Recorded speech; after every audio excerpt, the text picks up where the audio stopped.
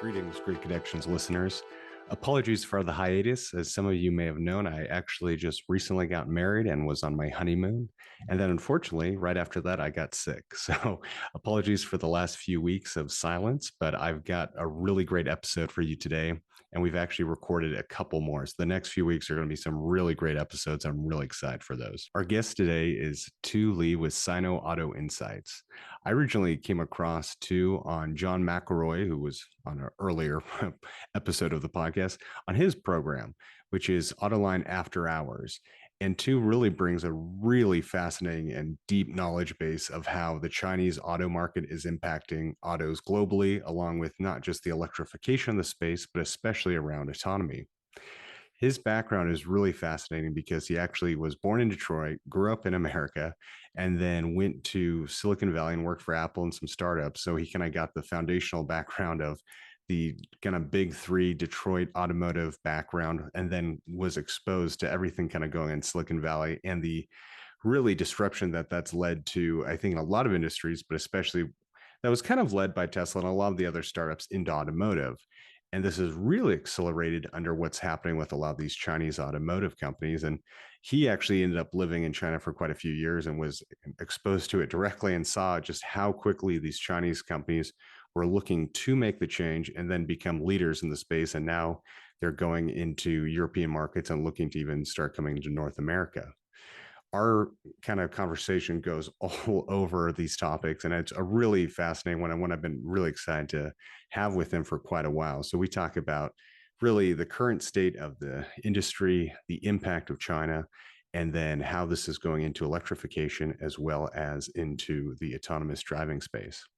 If you're not already subscribed, I highly recommend following his news. I believe it's weekly newsletter, and it's always a really detailed breakdown of what's happening in the industry and kind of taking a lot of these events that you might hear about, especially when it comes to autonomy or the general automotive markets, and what that has with these kinds of impacts tied to electrification, tied to the greater market around autonomy, and especially the Chinese kind of component versus what we're seeing here, maybe in more media in the US about how automakers are approaching it here.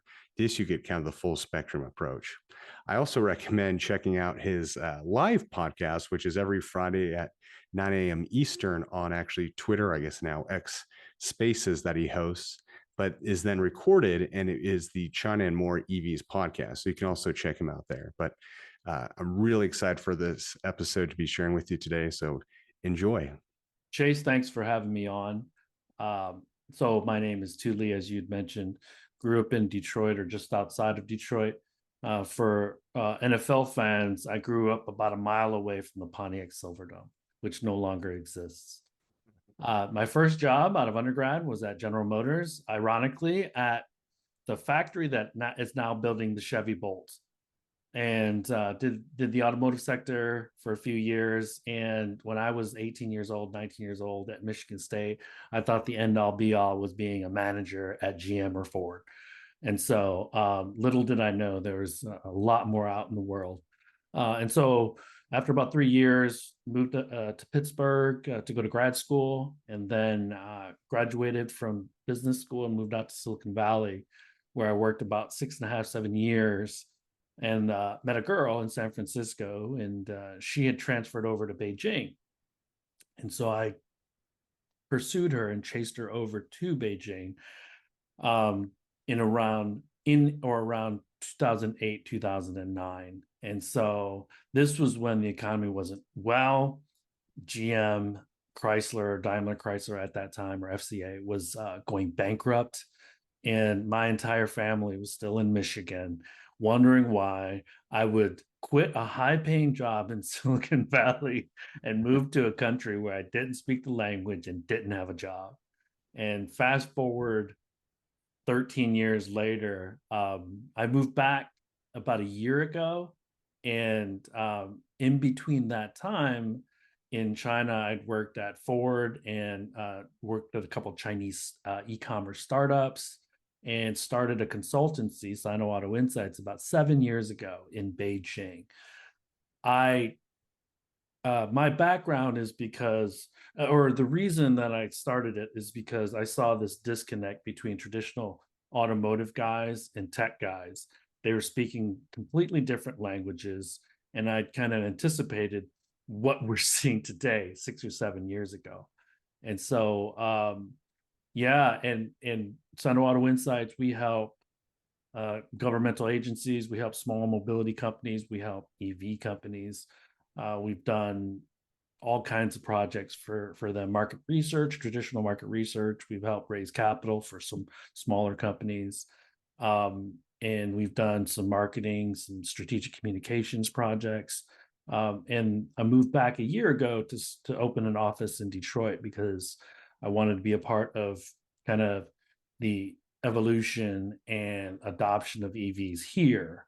And as we're seeing right now, Chase, as you know, it's getting a bit lumpy, but that creates opportunities for smaller companies as the larger companies are really trying to still define who they are in the EV world. So, Yeah, and I think that's what's so fascinating about your perspective on this, because it is kind of the nexus of disruption right now in the automotive space. You have a lot of the Chinese auto manufacturers that I think had been disregarded, and there were quite a few that came up, and obviously, like anything, a lot kind of fell by the wayside. But now there's still a large number that are being successful, and I think it is this kind of completely different approach that is really a big struggle for the traditional auto OEMs, between not just kind of the mindset of what the consumer and what a vehicle should be, but then you also have the challenges around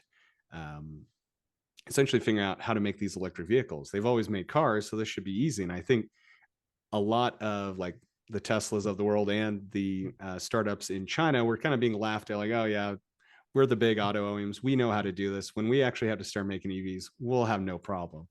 And I think we're starting to really have any doubt removed. That just isn't the case. And I would kind of like you to kind of maybe flesh that out a little bit more. And given your experience, I'd love to hear your take. And this is why I think I find you so interesting to hear or listen to, is just how wrong the mindset is and what this gap is that the domestic auto OEMs have in this new revolution. so a lot to unpack there, but let me start by Yeah. saying that having manufacturing excellence or deep manufacturing experience for ICEs doesn't um, project into being an expert in building electric vehicles. Case in point, GM is hand building battery cells for their Ultium platform, and Lucid, they've been what, 5, 6, 7 year old company now, and they can barely build 9,000 cars a year. Rivian has gone through manufacturing hell, and so I had the fortune or misfortune, however you want to say it, of being in China during COVID. And so, real quick story, it was January of 2020. And we had come back to the United States to visit family in Michigan. And what I thought was going to be a 3 week trip with my entire family ended up being 3.5 months. And Wow. the consultancy was doing great. And then it went to zero. And my wife and I, because home was Beijing. So my wife and I thought, okay, we're safe in the United States. We'll enroll the kids in school. And then when it's safe to come back, we'll do that. Well, next thing you know, the US starts getting pretty bad in February, March. And so we try to get back to China. And luckily, we were able to get a one-way ticket. And the day we got back to Beijing, they closed the border on the day after. So March Wow. 26, 27. So we were there for around 2.5 years without leaving. But during that time, you saw this massive move by the Chinese consumers into electric vehicles. And so, but that was a long time coming because NIO was established in 2014, XPeng, Li Auto. Those three companies are US publicly traded companies. And I live right next door to the mall in Beijing where Tesla opened its first retail store. I literally lived about 100 yards from Parkview Green. And so the first day it opened, of course, me being the car nerd that I am, I had to go down and check it out. And it was really cool. Uh, Only a Model S and was in the showroom. And again, this was 2014. So early adopters, you started seeing, Model S's, but no huge numbers. But during COVID, that's when critical mass hit. And coincidentally, in December of 2019, it also is when the first locally made Tesla Model 3 rolls off the line in Shanghai. And so, even though there had been significant focus on and long-term focus starting in 2009 from the Chinese government to build out EVs, build out the battery sector in China, it still took Tesla building locally to really be a catalyst to get that EV adoption up. And what we saw was 1.5 million units in 2019, 3.5 million units in 2020, no, 1.5 million in 2020, 3.5 in 2021, and 6.5 last year. This year in China, we'll get to probably around 8, 9 million units, with a bunch of them being exported. So last year, just so you probably know this, but last year the United States sold 800,000 EVs, with I want to say 60% of those being Teslas. Right. So we are we're farther behind than Europe is on EV adoption, which is a shame. So For sure. And I'm kind of curious. I'd love to hear your perspective. You were talking about how it was during COVID that the Chinese consumer really started buying more EVs. And why do you think that is? Because I know traditionally China was doing a lot as a government to incentivize between the special license plates and I believe, financial incentives to really get people into EVs. And we're starting to see, obviously that's kind of with the IRA and a couple of things that's starting to happen here in the US with incentives. I still don't think to the same level. I don't know if you could do it to the same level politically, for sure, especially with kind of the license plate side of stuff. But yeah, I would love to kind of hear more as to what we've seen a lot of pretty consistent growth in Europe. What do you think it was about the lockdowns and kind of that COVID time in China that really caused it to ramp up? And what do you, is there anything that the US market can learn from that to maybe help the adoption here? the biggest, or one of the biggest misconceptions that I still think Western people have about China is that it's a copycat society or copycat world from a business standpoint. And that couldn't be further from the truth. We have three core beliefs at Sino Auto Insights. And whenever I do an introduction of the management consultancy, I talk about these three core beliefs. All companies are becoming software companies. Innovation is now moving east to west. You can look at TikTok, you can look at DJI as two easy examples of that. Okay. And then the third is you're not moving fast enough. And that's more or less tongue in cheek. But if you think about it, even traditional manufacturing companies, bricks and mortar companies, they all have an online presence. They're all selling online. So that's what I mean by all companies are becoming software companies. So if you don't have a competency in software development, you're going to be at a disadvantage. And in China, the economy has effectively been only growing for about 40 years. But that means that the early arrivers, the GMs and the Volkswagens who arrived in the late 90s, for Volkswagen arrived in the 80s, they feasted off the China market. We hear these things about how they were forced to do JVs with the Chinese state-owned enterprises. They weren't forced to do anything. They entered willfully. And if you think about the number of vehicles they sold in China, Volkswagen wouldn't be who they are today. GM wouldn't be who they are today. Toyota wouldn't be who they are today without the China market. And so I wouldn't feel too bad for the foreign legacies when it comes to the hardships they had to deal with their dominance in the China market for the last 35 years. Now, with regards to the economy only really being developed over the last 40 years, that means that most people didn't have analog phones in their house. Most people didn't have those things. And then there's a generational divide whereas people born after 1990 are considered digital natives. And so they had a mobile phone in their hand. They had internet on their mobile phone and everything. They had e-commerce. And a lot of those services were brought to them by Chinese brands. So the trust factor on the domestic brands was high. Whereas their parents, they would always want to buy a Volkswagen. They would never buy a BYD. They would never buy, if they could afford a foreign brand, they would likely buy it. And so, one of the reasons that I look back at, besides Tesla being that catalyst, is also the level of competition. It goes back to what I said earlier about how I think the Western audiences still think, some of them still think China's a big copycat.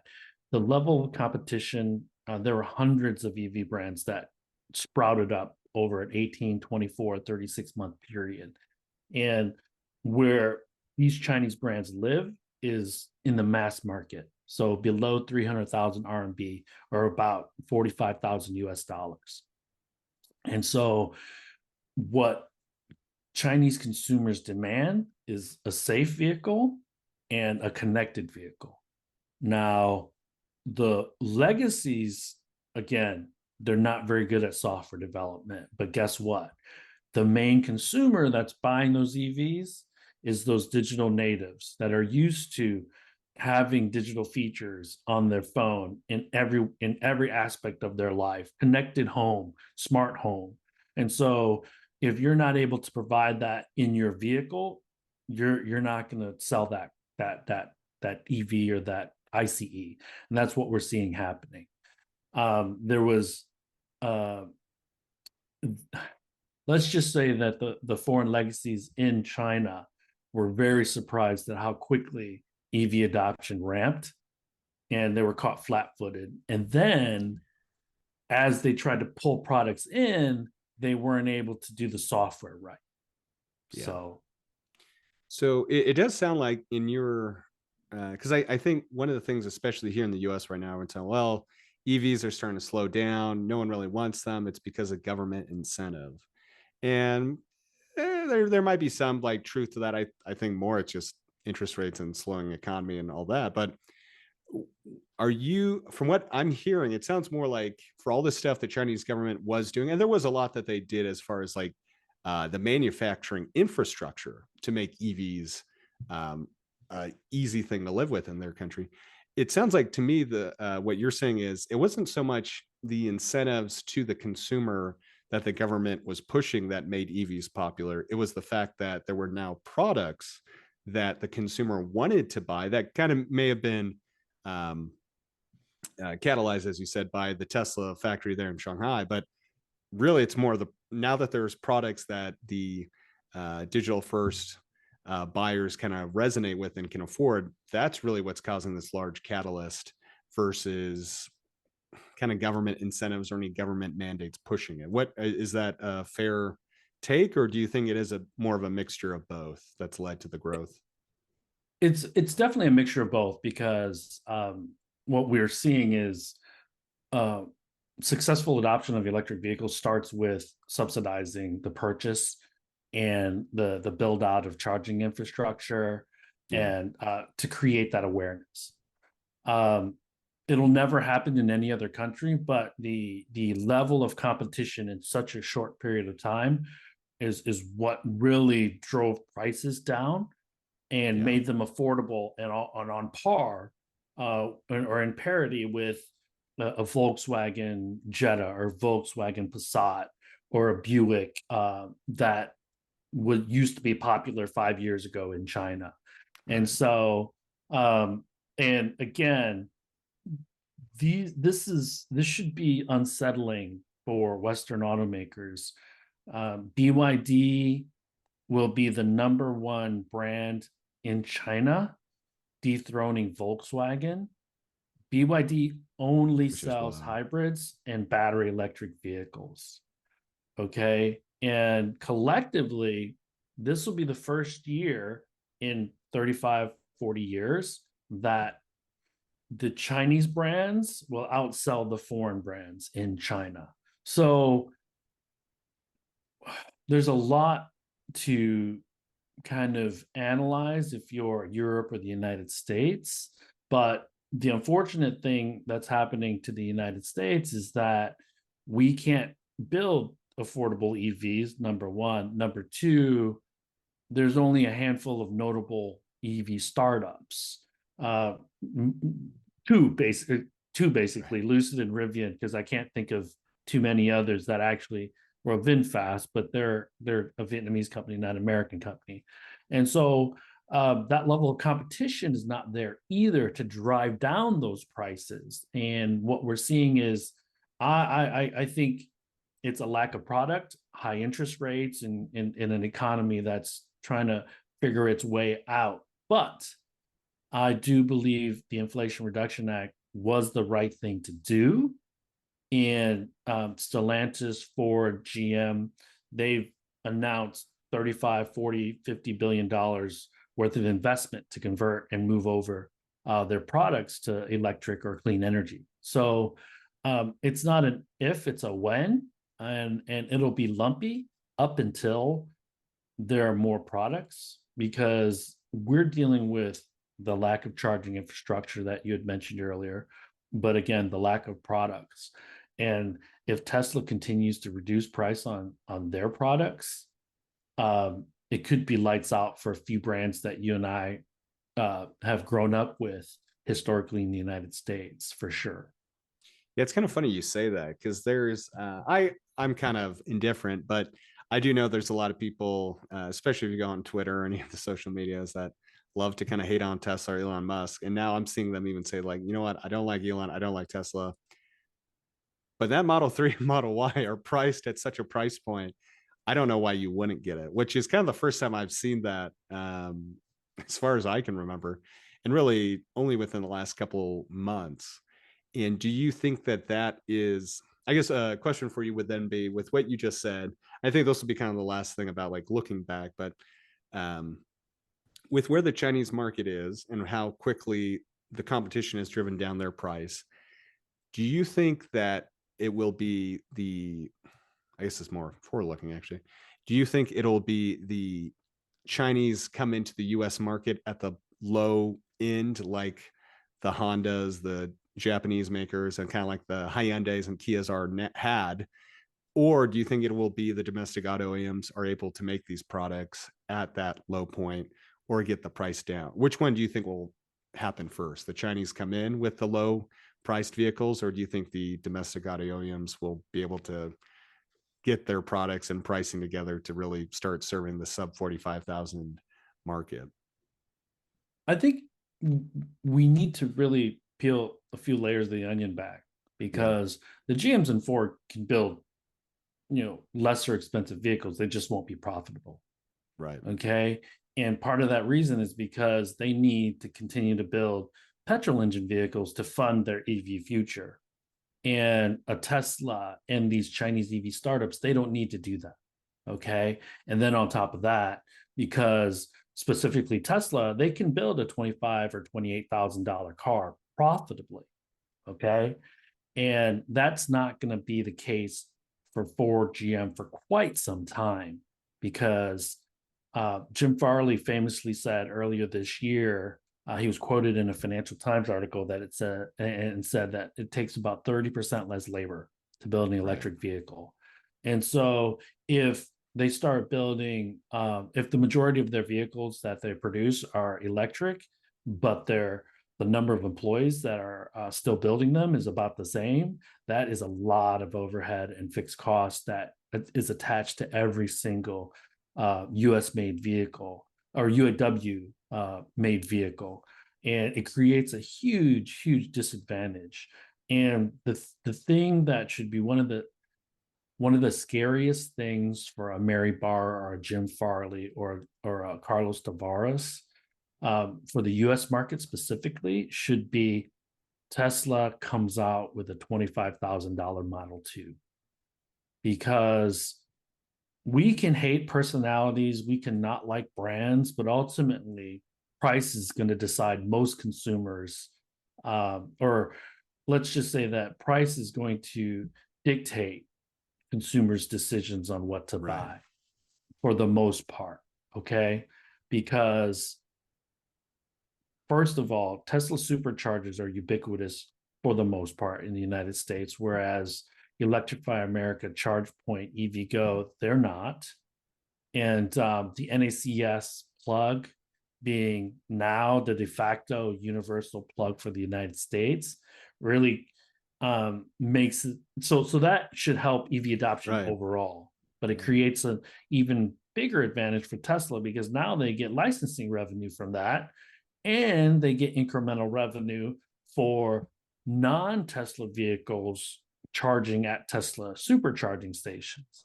And the third thing is that they get government money to build more superchargers.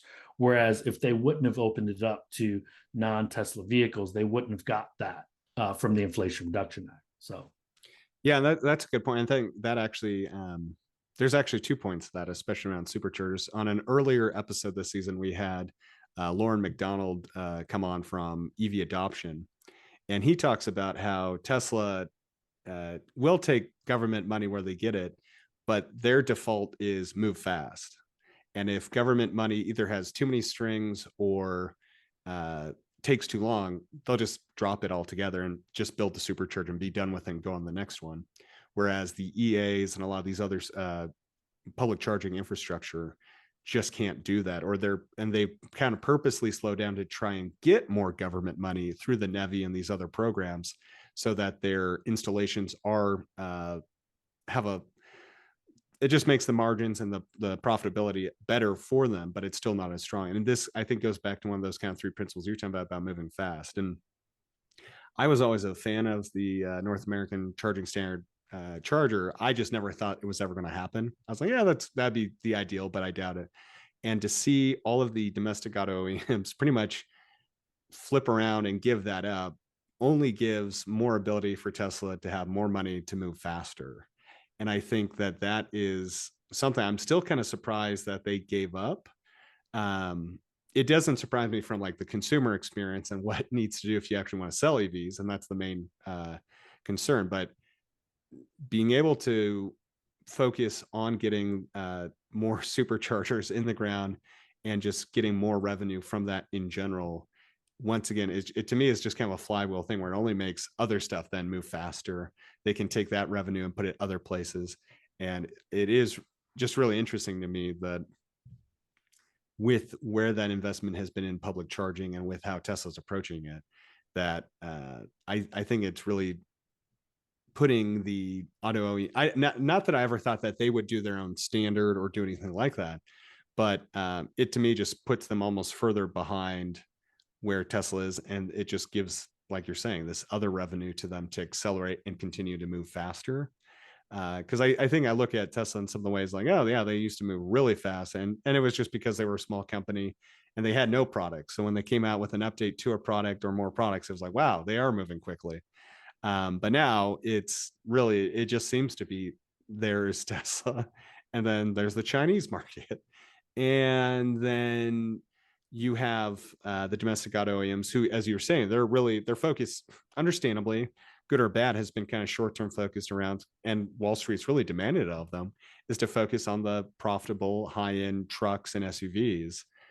And that is an area where I think they'll probably continue to be successful and help them, but I just don't know. I'm still, and I guess this kind of goes back to the other question. Like, I don't know which one can do it faster. Can they take the revenue and, being a very SUV truck focused market that the US is, make electric trucks popular faster than the Chinese market can come in and flood the market with cheap Chinese EVs, and then maybe even start making EV trucks by these Chinese companies? so I believe here's kind of my theory. Um, the legacy automakers are some of the best marketing companies in the world because for the last 100 or so years, they've convinced us to spend 50, 60, 70, 80, 90,000 US dollars on their product that we use 5% of the time. Right. And so the, the they need to flip the script because they've created this notion of, big large trucks and SUVs equals freedom, right? Freedom to explore, freedom to drive anywhere you want. Now they have this conundrum because a 90,000 US dollar F-150 Lightning or a $60,000 F-150 Lightning, I think they start at 57 and change now. So Something, let's yeah. say 60 grand. That thing probably gets about 250 miles of range. Okay. And in cold weather, probably less. And so they're going to need to sell a lot of smaller SUVs and crossovers in order to be competitive at all. Because let's not forget their manufacturing footprints, right? They have millions of units of capacity that Right. need products. And if they can only build you $80,000 F-150 Lightnings, there's a lot of those factories that are going to be end up being idled. Okay. And and this is where, and I don't, unless you want to talk about it, but this is where for the foreseeable future through 2030, the US legacies and the foreign legacies that build in the US will need Chinese batteries to Right. get anywhere close to the 48,000 US dollars that's currently the average price of a US car that was Which is sold wild. last year. And remember, 48,000 on interest rates that were next to nothing in 2022. $48,000 a loan, a $50,000 loan with 6 or 7% interest rate is much, much higher on a monthly payment this time of year than it was last year. And so Exactly. these are the types of challenges that the US legacies have. And they need to be careful because the Inflation Reduction Act really allowed, I believe, the US legacies to kick the can down the road by a few years. China Interesting. EV Inc. is entering, full Yeah. stop. Um, and let me just really quickly say this, Chase. As someone who worked in a couple different factories for an extended period of time, in US factories, visited hundreds, and grew up here, so in Detroit, so I know what an automotive engineer is thinking when they get into a vehicle: fit, form, and function, panel gaps, little squeaks and rattles. And I've driven enough of these Chinese cars now that they should be really, really, really, really worried. Right. Yeah, that it's The US automakers, anyways. right. And it's funny you say that because that's a pretty consistent theme I've heard over the past year too. I unfortunately haven't had a chance to drive a lot of these, but everyone I've talked to that's kind of gone behind one, they've been pretty impressed with just if they've driven them before or maybe a couple years ago, how quickly the quality and the interiors have removed any sorts of I guess you could call it quality control issues, but those kinds of squeaks and rattles and where they are now today, yeah, it just is no longer the domestic auto OEM advantage that I think a lot of people think it was. So one of the And things I'm oh, go for it. the other thing too, Chase, is that the definition of premium and luxury is changing For too. sure. For sure. Where the Western consumer, and this is the Chinese consumer in particular, but I think it'll evolve in the West too. The Chinese consumer used to think a Mercedes and Audi with the premium leather and the nice knobs and buttons, the shiny stainless knobs and buttons was luxury and premium, but that's going to change. And so the advantages of the legacy automaker are also really getting pulled away so that it's a new game that they don't have a ton of experience in That's competing in. Yeah, So, that's actually a great point. That it kind of reminds me of something anecdotally about people always ask me because I have a Model Y and they say, "Why do you like it so much?" Or like, "What is it about it that you're like, yeah, if you're going to buy a car, why would you get that again?" And it goes back exactly to, in my opinion, the changing of like what definition of premium or luxury is. For example, we have two dogs. We can have the dogs in the car. If it's hot, we can turn on dog mode. And it seems like a simple thing that really any car company should be able to do. But like that's a feature that if the next car I buy doesn't have it, probably takes it off the list. Um, Having the and Tesla, the and app just works. And I've used other car what apps where they don't work. But what and else were you this going to add to that? no, And this it's is the that thing, digital first Chase. experience. Yeah, because and it's a flash of a software that creates a new feature that the Exactly. legacies cannot do Right. at all. Right. So um for your listeners who are trying to understand what we're talking about, do a Google search on Cariad and Volkswagen and the struggles that they've had on software. And then this week alone, there was an article about Toyota and their software division, Woven Planet, and the struggles that they've had. Now, remember, the Googles of the world, the Amazons of the world are trying to enter the mobility space. Uber's Yeah. already there. Okay.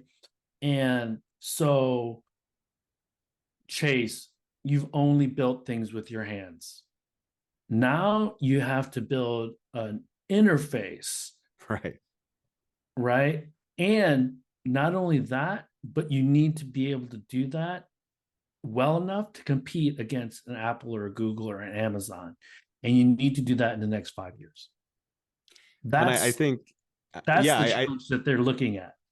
I think that's pretty spot on because you look at, speaking of kind of what's been in the news, at least on the automotive side, the new Volvo EX30, which is a small little, uh, Volvo obviously being the Swedish brand, but is now Chinese owned.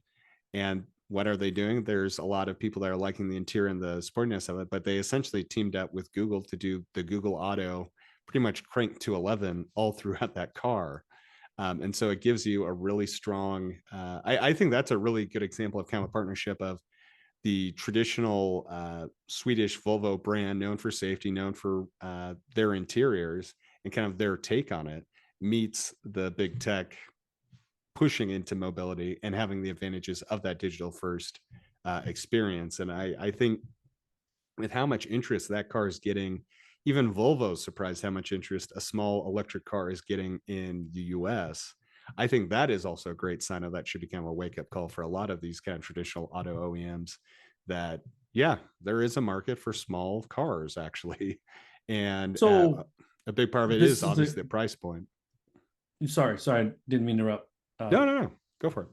the so the backstory on the EX30 is that it's going to be built in China and Right. imported to the United States. There's currently a 25 plus a 2.5% tariff on Chinese imported vehicles into the United States.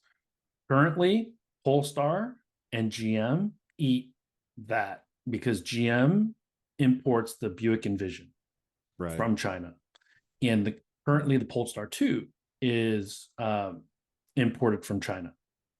Now, if the Which, if EX anyone listening isn't familiar, that is a division of Volvo, more or less. right, it used to be their performance division, like Correct. Yeah. BMW's M, Merck's AMG, and so in order for them to be cost competitive or price competitive, they'll likely need to eat most of that tariff. But long term, they'll look to build the EX30 locally. And if you look at the China market, the European market, and the US market, the three largest markets in the world, last year, China sold about 22 million, EU about 11, and the United States about 14. We've gotten as high as around 18 million units, but we haven't been there in quite some time. But so long-term success in these three markets, one region and two country markets, means that you build locally. And because of the NAFTA or whatever it's called now, it's not called NAFTA anymore. Right. You can actually build in Mexico and still have a free trade agreement with the United States and Canada. And so each at the state level, there's this conundrum and schizophrenia because they want jobs, but they're not sure whether they want jobs from Chinese companies. And so let me assure you, Chase, that if the governor of Alabama was to meet with Wang Chuanfu, who is the CEO founder of BYD, who is the largest EV maker in the world, now, not Tesla, Right. BYD is the largest EV maker in the world. If Wang Chuanfu came up to the governor of Alabama or Mississippi and said, I'm going to write you a $3 billion check, we're going to build the largest factory you've ever seen in the United States. You don't think he would, and we're going to employ about 5,000 people. You don't think he'd be like, yeah, let's do that. So Well, it's it's funny you say that. unfortunate. So, Right. Oh, totally, totally. What was you might remember this. What was the battery manufacturer recently that tried to do something kind of like that? I want to say in Kentucky, and then the governor essentially had kind of a backlash and pushed back because it was a Chinese company. And then I think Michigan ended up getting the factory, or I don't think they've broken ground yet. But this I thought a few months ago. I'm trying to remember the name of the battery so factory. so CATL, which is the largest uh, battery manufacturer in the world, it's a Chinese company. They had negotiated, or they were negotiating with Virginia, the governor of Okay. Virginia, I didn't and realize it was Michigan. CATL. I thought it was a different company. Yeah, that I mean that is a huge company and a huge amount of jobs potential there. Right. And so actually, you're right. You're right. It was Goshen. Goshen. Oh, gotcha. It was Virginia, Goshen, and Michigan. Goshen ended up going to Michigan. There's a backstory about that too, but that's probably for another podcast. But these are jobs, right? For And sure. if you think about the Midwest specifically, not so much West Coast, but in the Midwest, governors hang their hats on manufacturing jobs. And so we're there's also a backstory of Governor Youngkin and Virginia too. I think he thought he had leverage. This is what I heard. Oh, And he interesting. wanted, so they were committing 3 billion. He wanted 5 billion. And so he tried to play hardball, and they pulled the offer and went to Michigan instead, and are writing a $3 billion check to Michigan.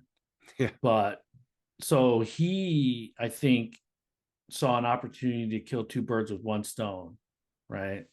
He bashed China and played to his base, but he wanted that factory in Virginia, and he would have Interesting. been and if he would have not been so greedy, he probably would have gotten it. So uh, I think the other important thing that um, is interesting to note is that you Westerners know about Tesla, but they don't know a ton about BYD.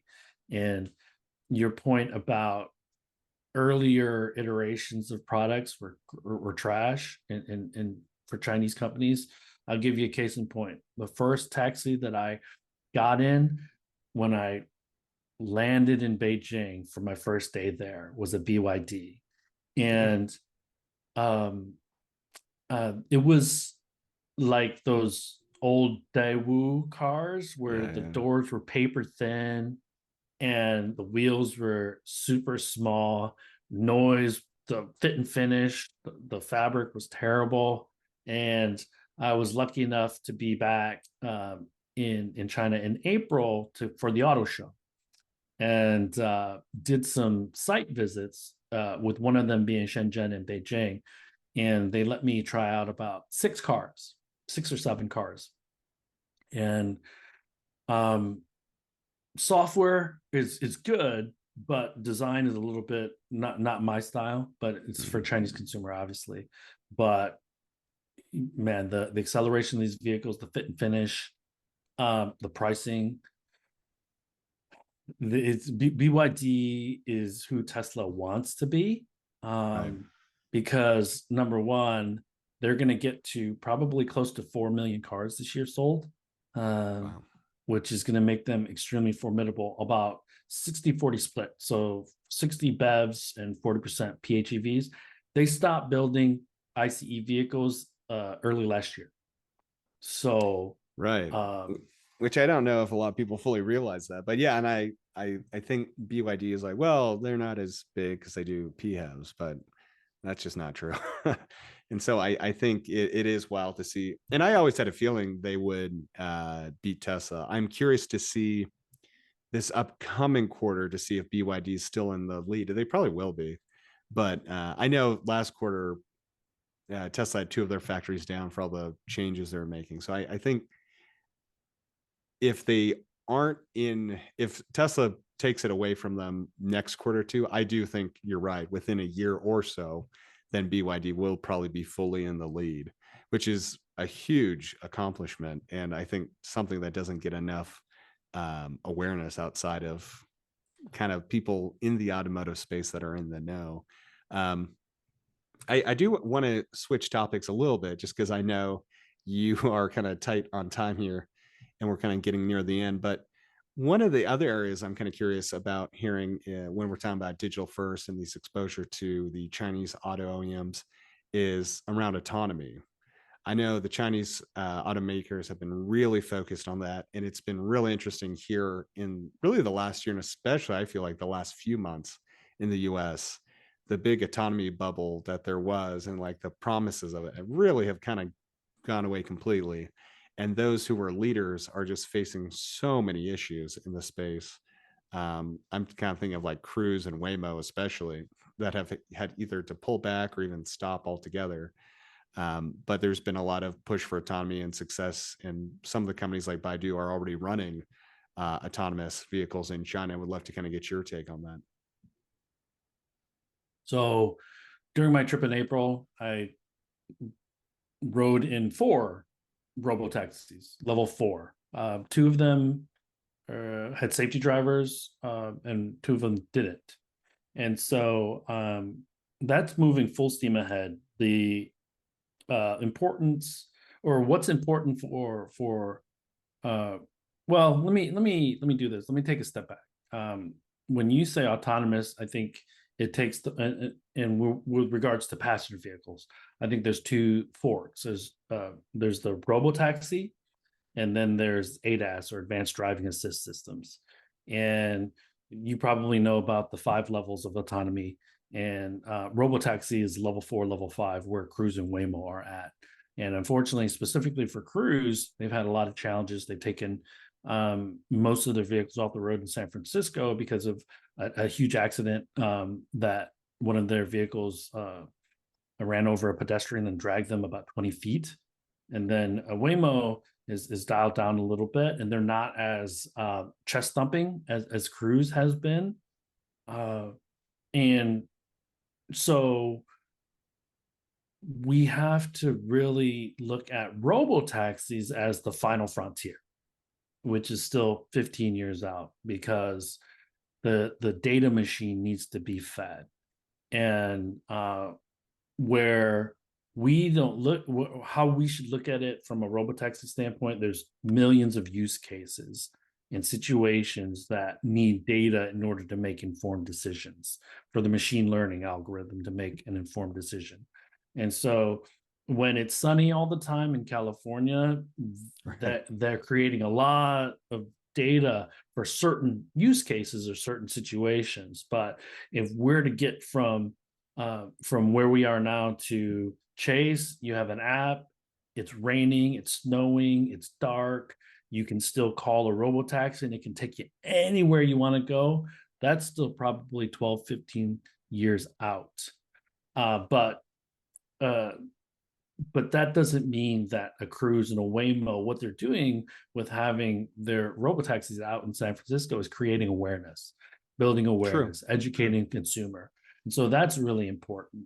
And when they can, they will try to commercialize it to show Wall Street that, hey, you know what, there is Yeah. a business case for this, right? In China, as with everything else, mobility related, it is just hyper competitive. And there are strongholds. Like Baidu is very strong in Beijing. WeRide is very strong in Guangzhou. WeRide is a company that you should learn more about because they're likely going to be IPOing in the US early next year. And so there's another company called Pony, and uh, Deep Route is another company. They all have offices in Silicon Valley. So those are the four companies and robotaxis that I got to try out. Baidu, non-safety driver, amazing experience. If you've never ridden in a robotaxi, you should do that. It's kind of surreal at the very beginning, and then you just kind of forget Yeah. because it just kind of works. But I do want to highlight that there are other use cases and situations. So we'll start seeing autonomous lawnmowers on the sides of highways probably in the next 2 or 3 years. We're starting to already see like autonomous robots in hotels that are replacing the concierge. If you go ask for a toothbrush, right, they might bring up a robot that says go to room number 217. And you'll start seeing in airports autonomous cleaning cleaning vehicles, and in agritech you'll start seeing a lot of autonomous agritech vehicles Yeah. that are picking up That's a space corn, that's had a lot of harvesting corn. autonomy that I don't think people fully realize. And what's coming down the pipeline is pretty impressive. Yeah, so I don't want I mean, there's a lot of progress. Yeah. And so I wanted to highlight that because, yes, you see the highlights or the headlines of Cruise and stuff like that. But in the next 5 years, there's going to be a lot of other situations, use cases, business cases that will use autonomous vehicles, whether they're four-wheeled, two-wheeled, delivery Right.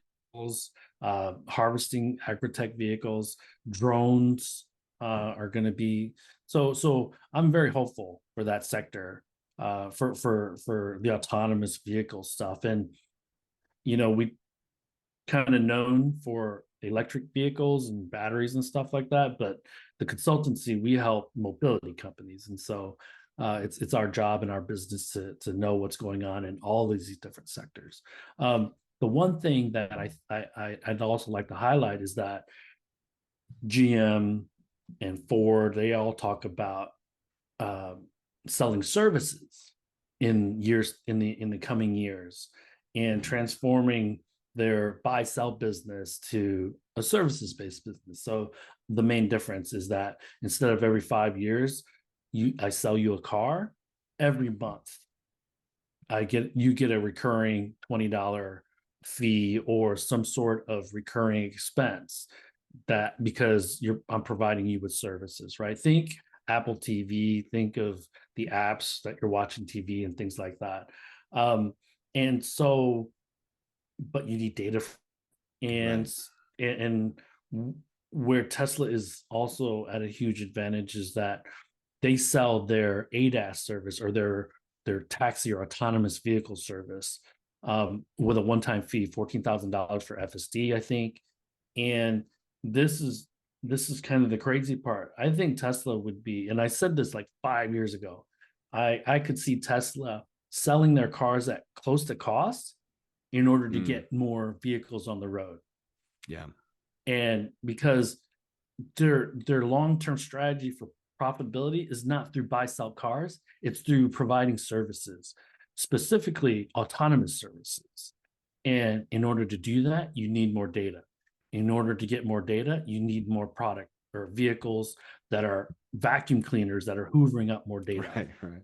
A typical connected vehicle takes about a terabyte of, or generates about a terabyte of data every day. Which So, is wild. Yeah. Well, so I yeah. think that was one of the things that I was skeptical in, with everything going on with the Cruise. And I'd be kind of curious to know how they approach it with some of these Chinese companies, because I'm not as familiar. Um, for Waymo, I know with a lot, the decisions are made on car or in car. And with Tesla, is it probably perfect? No, but it's the decisions are made in car. And with Cruise, it's essentially they're very well they're RC cars with a lot of different sensors on them that have to be the information then sent off site. The decisions are made by a computer and then sent back to the actual car. And that's part of the reason some of the issues Cruise was running into is they'd lose connection and then the cars would just stop driving. And that is one of the things that I think, especially going back to the data talk about it, is like the value to me. I think there is value in getting a software that can drive a car, but being able to build a software that can be on the car and then that data can be understood and processed on in the car versus having to be sent out every time is also a huge opportunity for being able to make these cars fully autonomous, like we're talking about, like when there's bad weather and there isn't a cell connection. Like that is a big step up that I don't think a lot of people fully realize that there's value in, is making sure that the car can make these decisions by itself versus having to always ping back and forth to kind of get approval and verification that it's doing the right thing. And I think talking about services, especially if you're able to kind of have this data and stay in car, then you can start making a lot more decisions of what is actually relevant to that user, and then good or bad, advertise and target that user what to upsell and kind of sell to them directly versus kind of the more broad approach. And I think that is one of the kind of conundrums that we've been talking about. It's like you have these large domestic auto OEMs and they're talking about the value of their autonomy programs and they're pitching it to Wall Street and all these other to kind of raise the stock price. But then you look at their actual products and cars, and none of them are actually software defined, software first. And it just isn't kind of a truly cohesive execution versus what the messaging is. And I think that to me is what makes listening to your podcast so interesting, because clearly the Chinese manufacturers are doing that. Tesla is doing that. But a lot of these other domestic auto OEMs are really struggling with the full package that is a software for software defined vehicle. I realize we're kind of coming up on the end of your time. I don't know Well, if there's any. I can go for a few more minutes. Oh, okay, But great.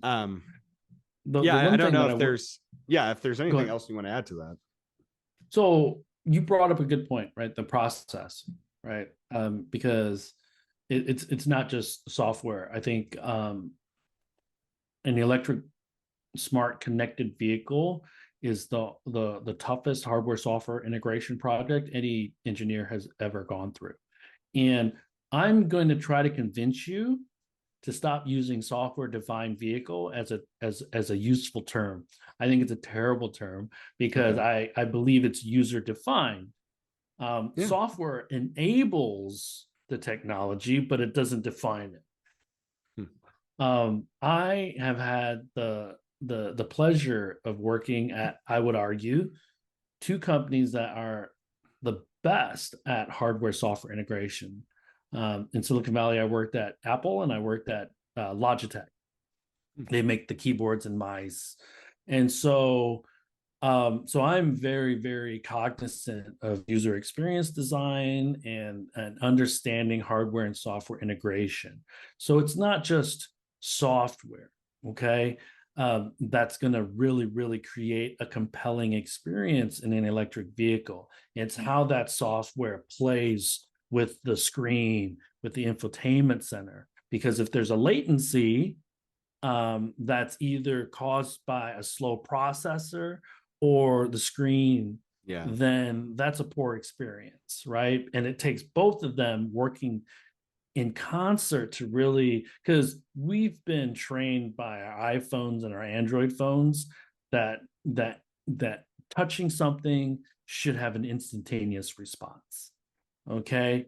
And so this is where it's an increasingly difficult challenge for the OEMs because, again, they're terrible at software and they need to get really good at it in a Yeah. very, very short period of time. You brought up a great point. Volvo is using Google for its back end. Okay. Android Auto. That's inviting the fox into the henhouse. Right. And so, what are the Metas, the Amazons, the Googles, the Apples really good at?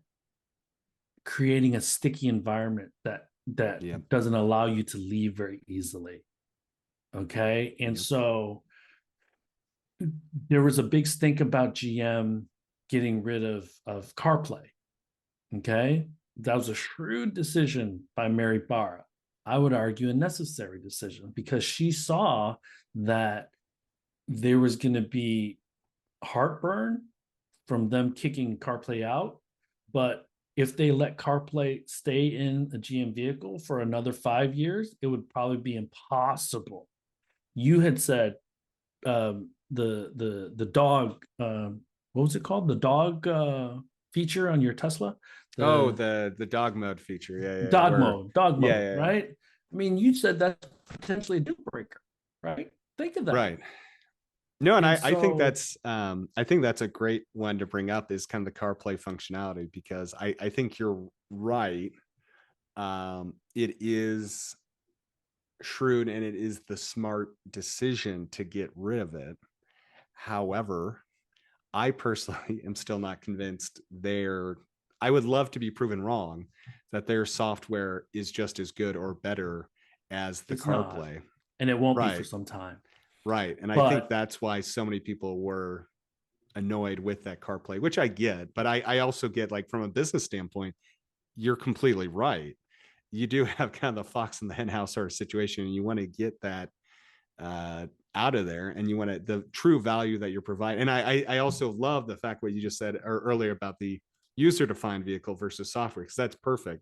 And that is exactly true that it is about those special things to the user and the software could matter less. we And we that's should know I'm that guilty of software using and that buzzword hardware, way too much. I think that's a spot on insight, though. It should be user it's focused. a consultant term that they don't even know Yeah. what it means, right? It's just trying to, so uh to kind of wrap this up, what I appreciate you listening and following me. I think I bring a completely different perspective because just like media, there are analysts that were great at kind of researching and understanding the traditional auto sector. Yep. They're trying to hold on to relevance right now because they don't understand it either. They've never worked or lived in Silicon Valley. A lot of these guys have never driven an electric vehicle, Right. right? Like, so, Which is but shocking to me. they're supposed to talk about Tesla, and if you think about it, some of these famous analysts that cover Tesla, if they don't know what Tesla is doing in China, they don't know what Tesla is doing. 40% of their production comes from China. Right. And so this is my case for listening to guys like me who you can check the receipts, right? And I think that's really, really important because um, to me, I look at there's going to be four phases of mobility: the electrification, smartification, and I'm taking the smartification from Brian Gu, who is the chairman of the sharification and the autonomification. Okay. And if we look at regions and countries, US and Europe are still in the electrification phase. China is in the smartification phase. And when I mean sharification phase, think of Google, think of Lyft, and China, think of Didi. These legacy automakers are going to create mobility platforms like an Uber. Right. And their two signature services in this mobility app, because if you look at Uber, they have Uber Eats, they have Uber Grocery, they have micro mobility Uber, and Right. so we're talking about stickiness, right? We're just talking about staying on the same platform, and so the final frontier is going to be the two services, eVTOL and robotaxis, on this mobility platform. Okay, and let's take this a step further. They're going to partner with airlines so that, Chase, you're supposed to be going to San Francisco in 3 days. The mobility app will plan out your entire itinerary Right. by looking at your calendar, looking at the meetings that you have, booking the flight, booking the Uber, booking the micromobility or the public transportation that gets you to your final destination once you arrive. and then knowing that you have a meeting at 8 a.m. the next morning, setting your alarm, calling that Uber based on the traffic patterns at 7:30 in the morning, making sure you get there. And so that's the final frontier for mobility. Okay. And it's going to be an exciting time because I'm hoping that there are enough companies that can kind of disrupt, even in Uber, right? Because Uber Right. is an old player now. Yeah, exactly. Um, They're because now if you the look taxi at companies. yeah, if you look at the top 10 companies, maybe it's UPS for delivery, maybe it's Uber for robo or ride hailing. But 10 years from now, will we see different brands? I sure do think so.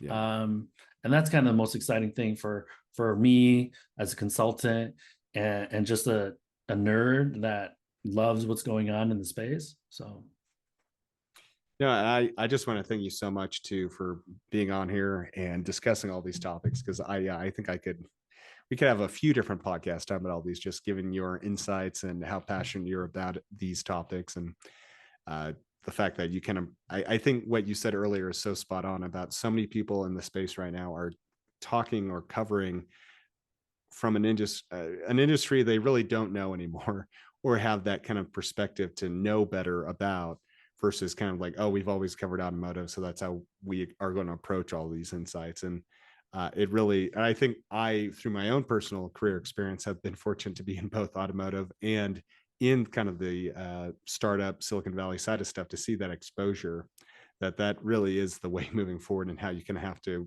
bridge both of those mindsets. So I just want to say thank you for today. Thank you for being on, and can't wait to talk to you again soon. thanks for having me, Chase. And the last thing I will leave with your audience is make sure to keep an eye on how fast these companies are moving and how good they get at software development. Because without either of them, they're not going to be very successful in the future. Just think of how fast Tesla moves, and then think about Tesla being playing defense in China. Right. So the Chinese companies are bullying Tesla in China. So if you don't see Ford, GM move much faster and get really good very in a very short period of time at software development and hardware software integration, They're going to be in big they're trouble. going to look a lot differently, unfortunately, uh, than in the next 10 years. So, anyways, hey, Chase, great chatting with you. And again, man, so I thought I had this time, but I just talked, man. So I apologize for bogarting the conversation. So No, that's what we wanted. This, and that's why I wanted you on here was when you do talk, it's just incredibly fascinating, and I think a perspective that more people need to hear. So, thank you so much too, and we'll talk soon. yep. Have a good afternoon, Chase. We'll Bye. see you, man.